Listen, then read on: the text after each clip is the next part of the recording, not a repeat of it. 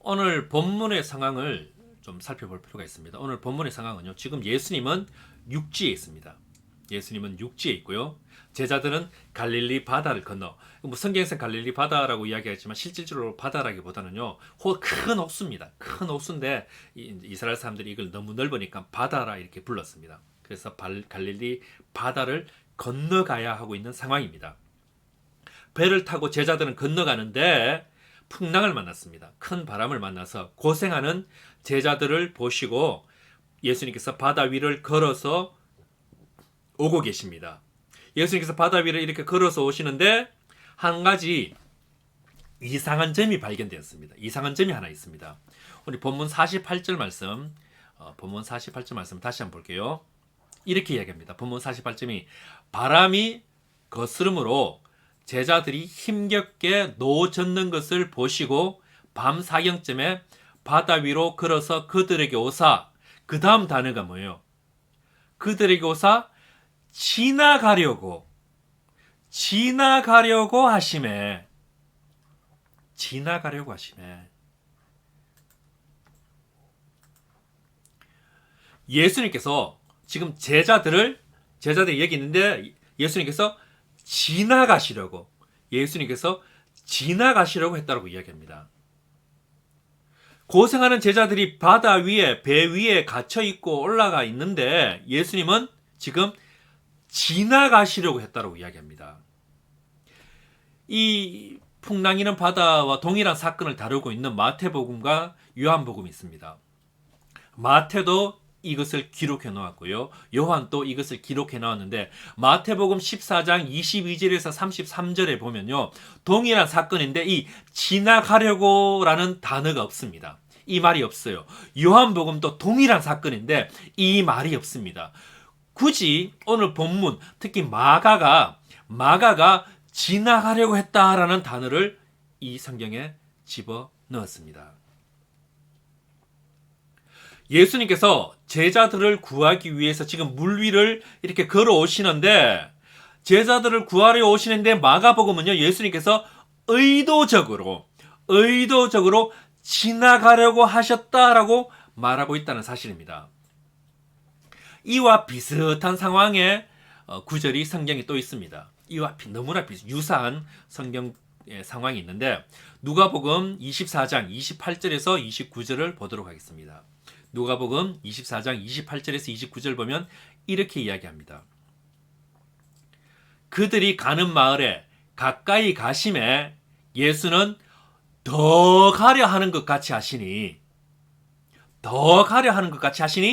그들이 간구하여 이르되 우리와 함께 유하사이다. 그때 때가 저물어 가고 날이 이미 기울었나이다 하니 이에 그들과 함께 유하러 들어가시니라. 이 본문의 배경은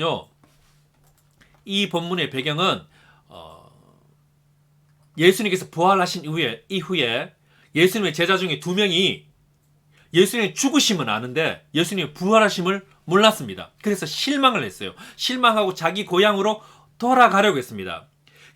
엠마오라는 것을 가는데 어떻게 합니까? 그때 예수님 함께 3명이 같이 갑니다. 2명의 제자와 함께 예수님께 이렇게 쭉 같이 가시는데 예수님께서 날이 저물었습니다. 이제 어디 들어가서 자야 됩니다. 먹어야 됩니다. 그래서 이 마을에 들어가려고 하는데 예수님 어떻게 하셨다고요?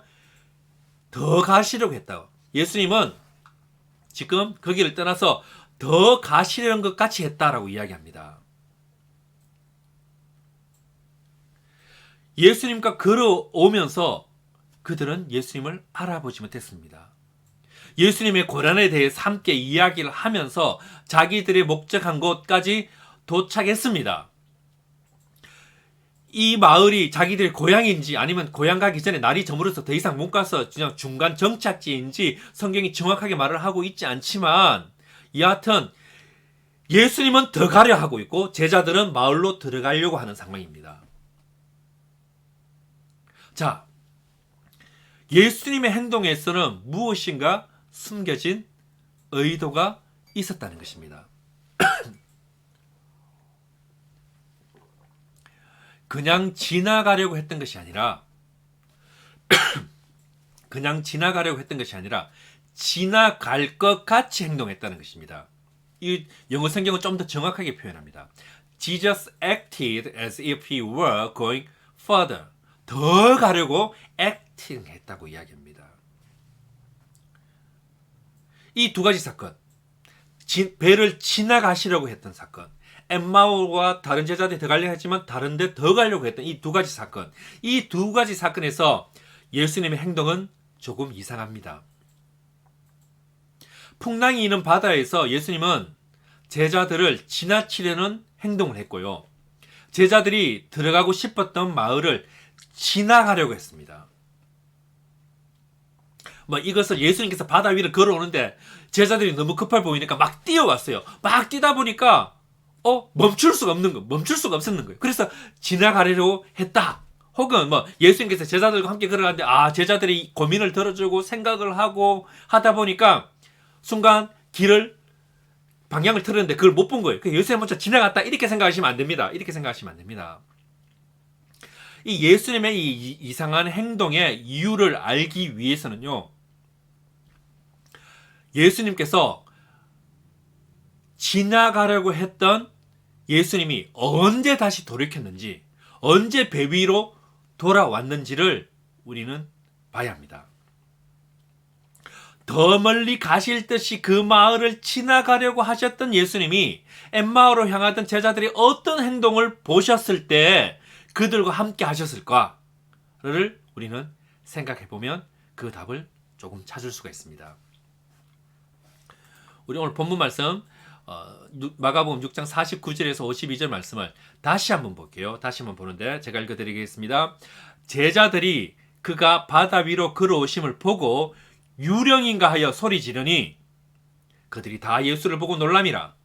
이에 예수께서 곧 그들에게 말씀하여 이르시되 안심하라 내니 두려워하지 말라 하시고 배에 올라 그들에게 가시니 바람이 그치는지라. 제자들이 마음이 심히 놀라니 이는 그들이 그 떡 대시는 일을 깨닫지 못하고 도리어 그 마음이 둔하여졌음이러라. 제자들이요, 유령이다 라고 소리쳤습니다. 물론 밤에 역광이 비치고요, 사람 같은 형체가 있으면 갑자기 탁 나타나면 누구든지 다 놀랄 것입니다. 여러분, 전설의 고향, 저희들이 어릴 때 봤던 그 전설의 고향 기억나십니까? 꼭 귀신이 나타나면 사람이 하는 말이 있죠. 사람이면 대답하고 귀신이면 물러가라. 이렇게 그런 전설의 고향에 나오는 대사들이 있습니다. 다른 말로 하면요, 제자들이 그 어려운 순간에 어떤 존재를 깨닫기 시작했습니다. 당연히 우리도 바다에서 무엇인가 보이면요, 제자들이 귀신이다 라고 소리치는 것처럼 우리도 소리칠 수 있습니다. 그런데 이 제자들이 귀신이다, 귀신이야 라고 소리치는 데는요, 유대인의 문화적 배경을 좀 알 필요가 있습니다. 유대인들은 어떤 생각을 가지고 있었냐면요, 모든 못된 것, 모든 악한 것들은 바다에서 이렇게 올라온다라는 생각을 가지고 있었습니다. 그래서 여러분 잘 아시는 그라사 광인 사건을 기억해 보십시오. 그라사 광인 사건 때에 그 군대 귀신이 어디로 들어갑니까? 돼지떼로 들어가요. 그 돼지떼가 또 어디로 들어갑니까? 바다로 들어갑니다. 이런 관점에서요, 유대인들은 이 바다에서 무엇인가 올라왔을 때 무언가 악한 것이다 이렇게 생각했을 것입니다. 그래서 바다에 떠 있는 어떤 것을 보면서 제자들이 유령이다 라고 외친 것입니다. 바다에 써 있는 예수님을 보기는 보았지만 뭐라고요? 제대로 보지 못했습니다. 육신의 눈으로 보았는데 제대로 보지 못한 것입니다. 오늘날 우리가 세상을 보는 것과 비슷합니다. 우리도 두 눈 시퍼렇게 뜨고 이렇게 세상을 보지 않습니까? 많은 미디어를 통해서 세상을 해석하는데 제대로 해석하지 못합니다. 정확한 의미와 이해를 하지 못하는 한계점이 있음이 오늘 본문과 동일합니다. 그런데 무엇이 보고도 예수님을 못 보게 되었을까요? 풍랑입니다. 풍랑으로 인해서 예수님이 오는 것도 못 봤고 봐도 제대로 못 본 것입니다. 성경에서 풍랑이라는 것, 물론 오늘 본문에서는 말 그대로 풍랑입니다. 비바람입니다. 파도가 높고 바람이 부는 것입니다. 그러나 성경에서 또 풍랑이라는 것은요, 세상 풍조, 세상 가치관이란 의미로도 함께 쓰이기도 합니다. 우리로 치면 이런 겁니다. 삶의 현장 속에서 어려움을 겪게 될 때, 힘들 때 거기 집중하다 보면요, 예수님을 잊어버릴 때가 있습니다. 우리가 예수님을 믿는다고 예수님은 언제나 나와 함께 하시며 우리와 함께 하신다는 것을 항상 듣고 고백하지만 뭡니까? 솔직히 내 예수님이 내 곁에 계시다는 사실을 우리는 종종 잊어버릴 때가 있습니다. 세상 풍조 따라 살아가다 보면, 세상 가치관에 따라 주위를 살펴보면요, 예수님은 안 보이며 앞에 옆에 계셔도 알아보지 못하는 일들이 일어나는 것입니다. 감정 때문에 염려와 근심으로 내 눈이 어두워져서, 아니면 내 힘으로 싸우려고 몸부림치다가 예수님을 잊어버릴 때가 있습니다. 예수님을 못 알아볼 때가 있습니다. 풍랑이라는 세상 속에서 감정이란 배에 갇혀서 우리를 도와주시기 위해 가까이 오시는 예수님, 이 예수님을 깨닫지 못하는 우리에게 깨닫게 해주시는 예수님을 못 보고 우리 일에만 바쁘게 살아갈 때가 실질적으로 있다는 것입니다. 그렇다면 예수님이 제자들의 이런 어려운 환경, 나의 이 어려운 환경을 보시고 다가가셨지만 왜 지나가시려고 하셨던가? 그 이유가 뭐냐는 겁니다. 분명한 의도가 있었다는 것입니다. 무슨 의도일까요? 예수님을 알아보라는 것입니다. 예수님을 알아보라는 것. 그리고 예수님을 붙들라는 것입니다. 풍랑이는 바다에서 제자들이 이게 누구지? 라고 존재를 알게 되었을 때 예수님이 제자들에게 말합니다. 안심하라. 내니 두려워하지 말라. 예수님은 자신이 제자들과 함께, 우리와 함께, 나와 함께 거기에 있었다는 것을 알아주기를 원하셨습니다. 그것뿐이었습니다. 예수님의 그 다음 행동이 위로하시고 안심시키는 것입니다. 그리고 배에 올랐더니 풍랑이 단단해졌다라고 성경은 이야기합니다. 우리가 어려울 때 어떻게 합니까? 고난이 오면 우리는 예수님께 도와달라고 기도합니다. 그런데 그렇게 열심히 기도했을 뿐만 아니라 뭐 존재를 알고 그게 유령인가라고 소리치는 것으로도 뭡니까? 예수님은 그분의 존재를 알아봐 준 것만으로도, 예수님의 존재를 알아봐 준 것만으로도 뭡니까? 우리 삶에 적극적으로 개입한다는 사실입니다. 우리는요, 기도하면서도 예수님이 나와 함께 하신다는 사실을 잊어버릴 때가 있습니다. 내 문제에 빠져서 예수님이 듣고 계시는 것, 우리가 상상할 수 없는 놀라운 일을 시작하고 있다는 것은 뭡니까? 망각하는 것은 아닐까? 우리는 생각해 보아야 합니다. 예수님께서 지금 원하시는 것이 무엇이겠습니까? 예수님께서 풍랑이는 바다에서 지금 원하시는 것이 무엇이겠습니까? 내가 여기 있다는 것입니다. 당신 주변에서, 당신 주위에서 도와주기 위해서 서성이고 있는 그 예수님을, 그 본인을 알아봐 주시기를 뭡니까? 원하시고 계시는 거예요. 엠마오로 가는 제자들도 뭡니까? 예수님을 붙들고 함께 이야기하고 강권해 주기를 내가 일부러 좀 지나치가면서 하면 강권해서 오늘 같이 있자. 내가 말씀을 더 가르쳐 주고 싶고 더 내가 누군지 더 보여주고 싶은 것입니다. 그런 예수님의 간절한 마음이 있었기에 지나가려고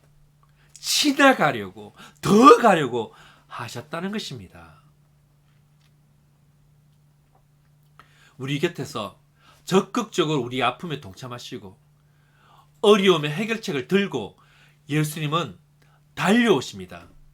마치 물리를 달려오듯이 막을 수 없는 그 사랑으로, 그 무엇도 막을 수 없는 사랑으로 우리에게 오신 그 예수님을 모른 척하고 있지는 않은지 우리 서로 생각해 보아야 합니다. 살아보려고 악착같이 발버둥치는 우리에게 지금 내 앞에 문제가 너무 커서, 내 문제가 너무 커서 예수님을 돌아볼 생각조차도 못하는 우리에게 예수님은 지금 또 내 앞을 지나갈 것처럼 행동하시며 우리가 예수님을 봐주기를 바라고 계신다는 것입니다. 그럼 여기에 또 하나의 질문이 생깁니다. 제자들은 왜 예수님을 알아보지 못했을까요? 예수님 내 옆에 있는데 왜 우리가 못 알아보죠? 엠마오로 가던 제자들도 왜 길 걸어갈 때는 못 알아보다가 나중에 알아보게 되었을까요? 그 답을 오늘 본문 52절이 답해주고 있습니다. 52절은 이렇게 이야기합니다. 그 이유는 그들이 그 떡 대시던 이를 깨닫지 못하고 도리어 뭐라고요? 그 마음이 둔하여졌음이니라. 마음이 둔해져서 그렇다라고 성경은 답을 내립니다. 마음이 둔해졌다. 마음이 딱딱해졌다는 것입니다. 마음이 둔하여지기 전에는 예수님이 누구신지 분명히 알았다는 거예요. 오병이어 기적 때는요, 예수님이 누군지 알았어요. 근데 풍랑이라는 것을 만나니까 그 문제에 집중하다 보니까 마음이 둔하여지고 마음이 딱딱해진 겁니다. 그래서 예수님이 누구신지 알아보기 힘들어진 겁니다. 예수님께서 기적을 베푸고 함께 하실 때는 예수님이 누군지 알았어요. 죽어버리신 겁니다. 십자가에서. 부활을 못 봤어요. 부활을 못 봤어요. 예수님이 죽어서 이제 끝나버렸어. 그 상황에 집중하니까 옆에 있어도 못 알아보는 것입니다. 그런데요, 이 마음이 둔해지고 마음이 딱딱해지는 것은 누구에게나 언제든지 나타날 수 있습니다.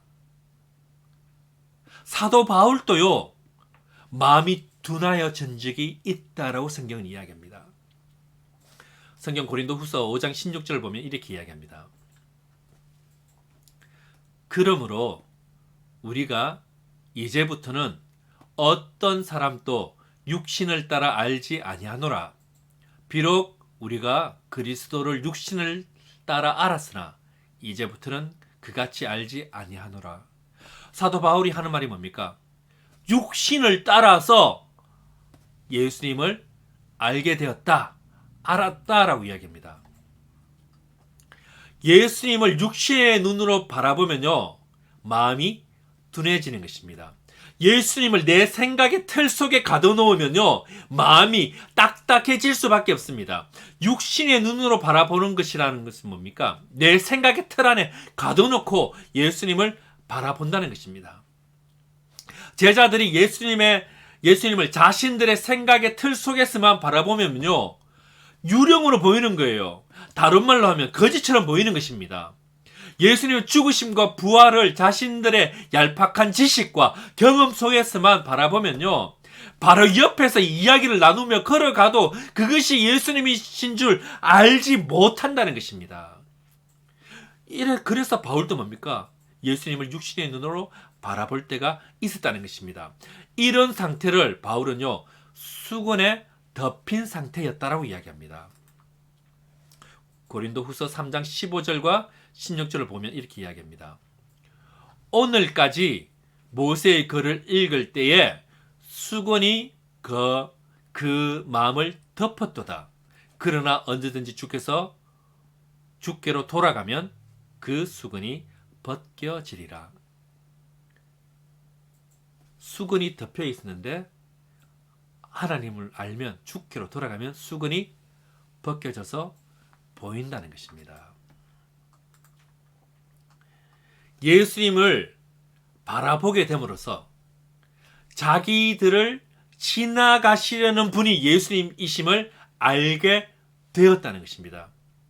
예수님을 자기 생각의 틀, 자기 장막, 자기의 텐트에서 벗어나서 보니 뭡니까? 나와 얘기하는 분이 예수님임을 알게 되었다는 것입니다. 예수님이 누구신지 수건이 벗겨지니 베드로는 예수님, 저도 물 위를 걷고 싶어요 라고 말하고 다시 물 위를 걷게 되었다는 것입니다. 제가 어렸을 때 한 여자아이를 좋아하게 되었습니다. 그래서 그 여자아이에 대한 이야기들을, 정보들을 다른 친구들을 통해서 이렇게 정보를 좀 수집했습니다. 그 친구가 말하기를 저 여자아이는 약속 시간에 5분만 늦어도 가버린다는 겁니다. 그래서 첫 번째 제일 중요한 것, 시간 약속을 철저히 지켜야 한다는 것입니다. 저는 다른 친구들과의 약속은 대부분 좀 늦는 편입니다. 좀 늦은 편인데 내가 좋아하는 아이가, 저 여자아이가 시간 약속을 철저히 지키는 아이라서 저 여자아이가 함께 있는 모임에는요, 제가 모임 시간보다 항상 빨리 갑니다. 항상 빨리 가서 그 약속 장소에 가 있습니다.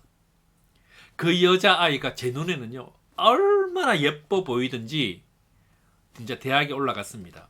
다시 말해서 내가 그 여자아이를 고등학교 때 봤다 이 말이겠죠, 그죠? 대학에 올라갔습니다. 그래서 이제 대학생이 됐으니까 사귀자라고 이야기를 했습니다. 그래서 어떤 일이 벌어졌겠습니까? 그 여자아이가 저를 벌레 보듯이 보는 거예요. 진짜 벌레 보듯이 봐요. 그래도 내 입장은 어떻게 했습니까? 그래도 나를 알아봐 주기를, 언제나 알아봐 주기를 바라고 있었습니다. 우리 속담에 이런 말이 있죠. 10번 찍어 안 넘어가는 나무 없다. 열심히 찍어댔습니다. 그리고 사귀게 되었고요. 이제는 저와 함께 살고 있습니다. 저는 개인적으로 큰 바람이 있습니다. 혹시 과학자들이 계시다면 타임머신을 만들어 주십시오. 꼭 만들었으면 좋겠습니다. 돌아가고 싶어요. 제가 어렸을 때 그 여자아이에게 보여지려고, 아, 건희는 진짜 약속 잘 지키는 애구나, 시간 약속을 철저하게 잘 지키는 애구나, 이것을 보여지기를 간절히 바라는 마음이 있었듯이 예수님이 어떡합니까? 예수님이 지금 제자들이 자기를 알아봐 주기를 바라고 계셨던 것입니다. 지금 이 순간에도 당신이 예수님을 봐주기를 기다리고 계십니다. 아멘. 그러면 이런 질문이 또 생길 수 있습니다. 만약에 제자들이 예수님을 알아보지 못했다면 어떻게 되었을까요? 엠마오로 가던 제자들이 예수님께 함께 유하자, 함께 있자라고 말하지 않았다면 어떤 일이 벌어졌을까요? 재미있는 상상을 해보면 이런 것입니다. 제자들이 못 알아봤어요. 제자들이 못 알아보니까 예수님께서 엠마오로 가는 척 하면서 갑자기 잠시 서는 거예요. 약간 떨어져 있지만 잠시 서서 고민하는 척, 빨리 나를 알아봐줘, 빨리 나를 붙들어줘, 막 그러고 있지 않았을까? 아니면 그 주위를 계속 빙글빙글 돌면서 서성이겠죠. 빙글빙글 돌면서 나를 봐줘, 나를 봐줘, 나를 알아봐줘. 아마 그렇게 바라고 있지 않았을까 상상해 봅니다. 왜냐하면요, 예수님의 의도는 제자들과 함께하는 것이었기 때문입니다. 우리 다시 본문 풍랑이는 바다로 다시 가봅시다. 만약에 예수님이 지나가려고, 성경에 있죠, 지나가려고 했는데 제자들이 못 알아봤어요.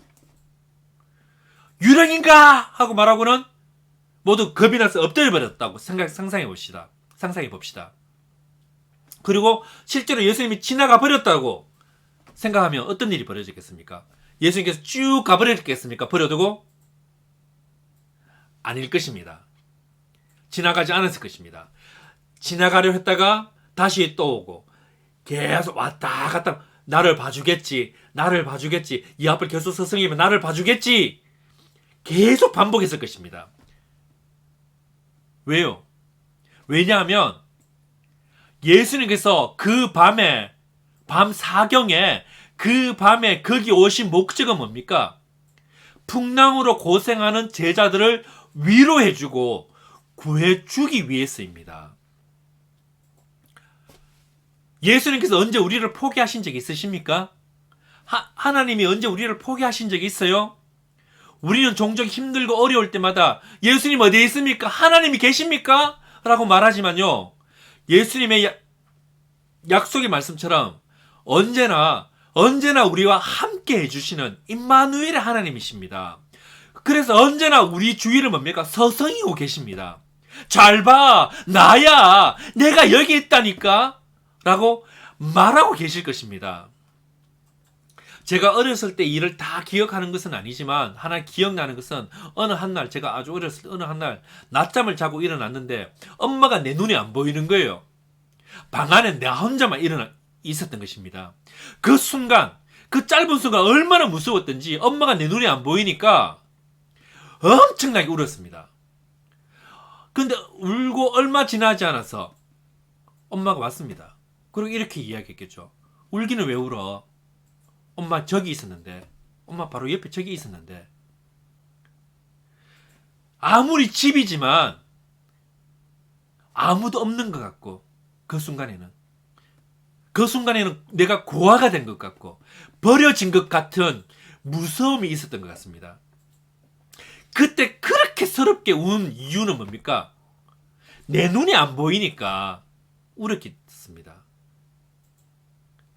내 눈에 안 보였다 뿐이지 어머니는 어디에 있었겠습니까? 나의 낮잠 자는 숨소리가 들리는 곳, 내 울음소리가 들리는 곳에 계셨다는 겁니다. 우리가 그리스도인으로 살아가면서 이렇게 착각할 때가 있습니다. 목사로, 성도로 교회 사역을 해나가고 삶을 살아가고 세상을 섬기며 살아가는데 내 힘으로 하고 내 의지로 하려고 합니다.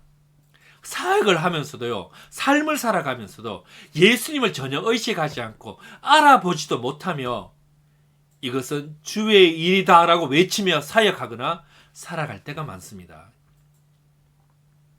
내가 높아지려는 생각이 있을 때 그때 주님 내 옆에 계시죠? 라고 기도할 수 있는 용기만 있다면 이것이 진짜 목사이고 진짜 크리스찬 성도입니다. 요즘 한국교회가 많이 욕을 먹는 이유가 무엇입니까? 하나님을 높이는 것이 아니라 내가 높아지려 하고 교단이 높아지려고 하니까 욕을 먹는 것입니다. 복음으로 세상을 섬겨야 함에도 불구하고 뭡니까? 자꾸 모여서 예배 드려야 한다고 주장하고 하나님 나라를 자기들이 생각하는 뜻대로 세우려고 하니까 세상으로부터 비판을 받고 있는 것입니다.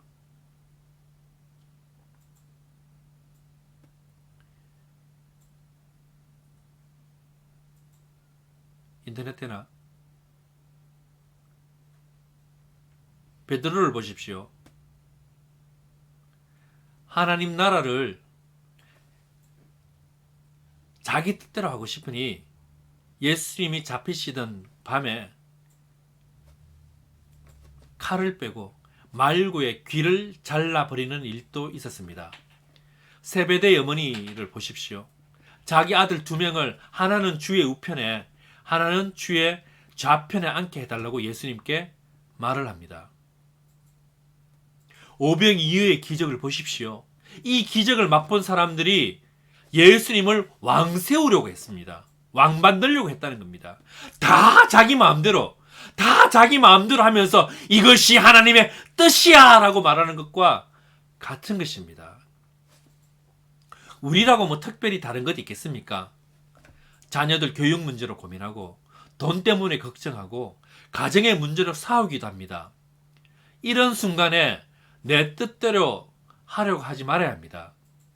노를 저어서 폭풍을 지나가느라 주위를 둘러볼 여력이 없는 가운데에 배를 지나가는 무언가를 발견하고 귀신인가? 라고 소리칠 수 있었던 제자들처럼 지금 또 당신 옆에 서성이는 그 예수님을 찾아야 합니다.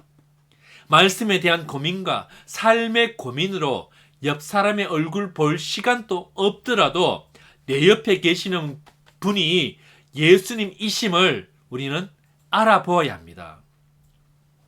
말씀을 맺겠습니다. 오늘 본문을 통해서 예수님께서 우리에게 보여주시는 것은요, 이제 눈을 뜨고 예수님을 바라보라는 것입니다. 네 옆을 서성대고 당신 옆을 서성대고 있는 예수님을 너는 왜 알아봐주지 못하느냐라고 말하고 있는 것입니다. 우리가 항상 고민하고 괴로워하는 것은 내가 이렇게 힘들고 괴로운데 주님은 어디 계시나요? 라는 질문일 것입니다. 내 앞이 막막하고 답답한데 주님 어디 계세요? 라고 묻는다면 주님은 이렇게 말씀하실 것입니다. 어디 있기는 당신 옆에 네 옆에 항상 있지. 네가 나를 발견할 때까지 알아볼 때까지 네 곁에 있을 거야.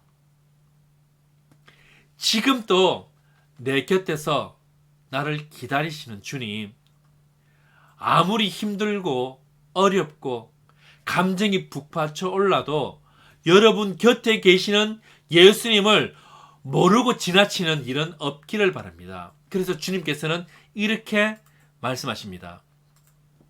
요한계시록 3장 20절을 보면 볼지어다 내가 문 밖에 서서 두드리노니 누구든지 내 음성을 듣고 문을 열면 내가 그에게로 들어가 그와 더불어 먹고 그는 나와 더불어 먹으리라.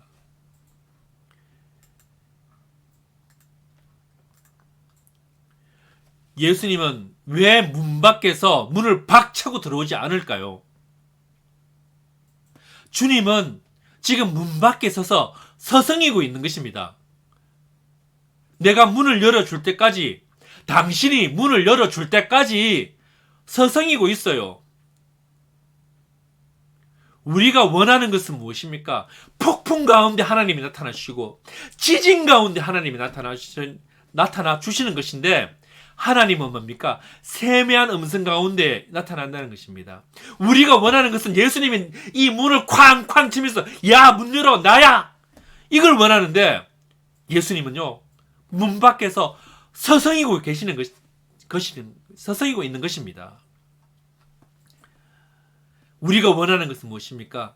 내 눈에, 내 삶에 나타나서 내 마음도 고쳐주시고 내 질병도 고쳐주시고 내 삶을 완전히 뒤집어 놓아서 새롭게 하기를 원하지만, 예수님은 문 밖에 서서 우리가 문을 열어주기를 기다리고 계십니다.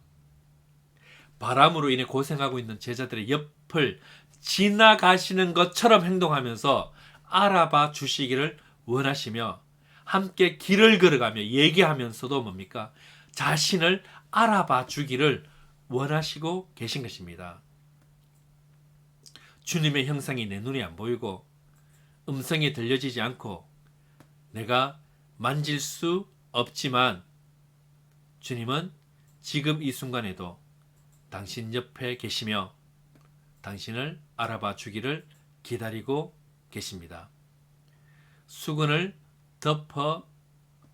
벗어버리듯이 당신의 생각과 지식, 경험을 벗어버리고 예수님을 알아보시는 예배자들 되시기 바랍니다. 기도드리겠습니다.